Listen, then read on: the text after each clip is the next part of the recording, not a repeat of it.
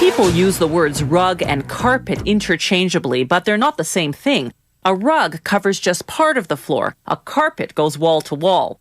Today, most carpets on the market are made of synthetic materials. The first step is to make the carpet yarn. They start by feeding bales of nylon or polyester fiber into the opening and blending machine. The carding machine then untangles the individual fibers, lining them up in neat rows, then gathering them into wider bands.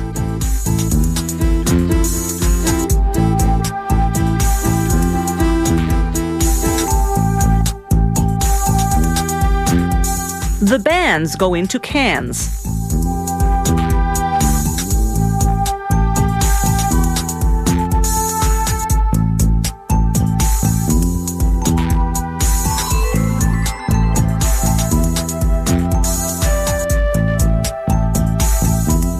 From the cans, they go into a machine called a drawing frame, which draws out 5 threads to make one rough, loose thread.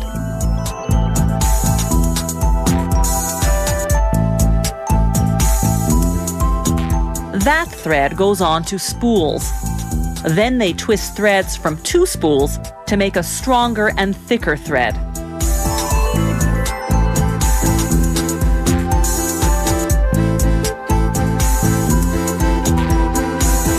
Next, they twist 2 of those threads together to form a 2-ply yarn.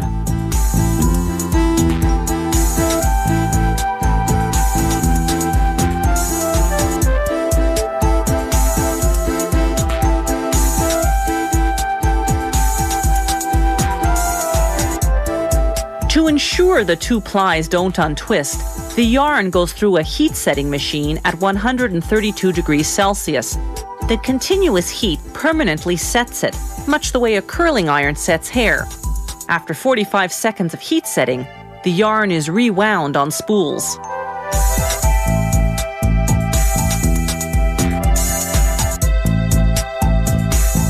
Those spools then go to the tufting department, where the carpet making begins. A standard 144-inch wide carpet is made from 1,440 spools of yarn. Each spool feeds into a plastic tube, which feeds into the tufting machine, where the 1,440 lines of yarn feed 1,440 tufting needles.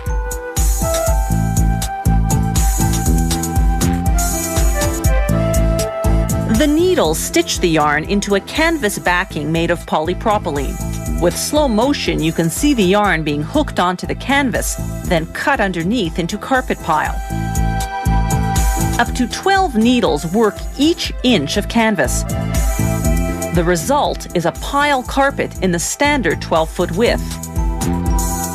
Next, they dye it. For multicolored carpets, they use a machine called a chromajet. It works much the way a computer inkjet printer does, forcing streams of dye in different colors into the carpet fibers. The more complicated and colorful the design, the more often the machine passes over the carpet. For solid color dyeing, there's a mixer in each dye reservoir to keep the color even. They soak the carpet for 4 hours in a hot bath of dye and water, heated to 100 degrees Celsius. Another method uses heat and air pressure in an autoclave.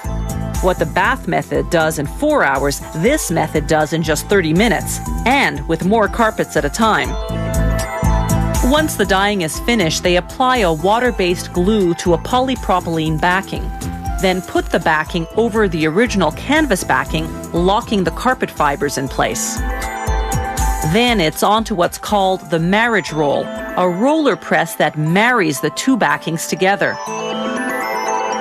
After a quick run through an oven to make the water and the glue evaporate, they cut the finished carpet into rolls.